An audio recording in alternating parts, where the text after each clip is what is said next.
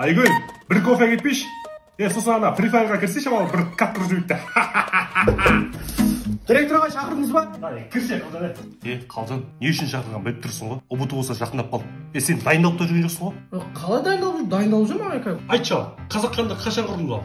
Қазақ ханды ғой, бұрында құрылды ғой, сонда білмейсіз ба? Қалжан, былай қылайық. Менің СПТУда таныстарым бар, мал дәрігерін оқып ал, бүкіл ауылдағы малдың бәрін емдейсің, сенен асқа бай жоққа ойлансайшы. Ой, жақсы екен ағай, ә? Сіздің балаңыз как раз менімен оқиды ғой, соны берсеңіз СПТУға. Сөйтіп өздеріңіз бай беріңіздер, жүре береміз ғой. Сөзге түсінбейтін бәлекесіге бес ағай дейін, ертең жүресің ғой, ұбт-да өте алмай, проходына алмай. Мен сен жақсы болсын айтадым ғой. Ертең жүресің, үйіндегі малдың бәрін сатып. Ой, мен ойламай қойыңызшы ол. Ертең мен кетсем, ана малды ешкім қарамайды, бәрібір сату керек болады. Қысқасы, сен ұбт-ға бармайсың. Барам ағай. Құрш ебір, құрш! Ағай, костюмі жарастыр. Құрш!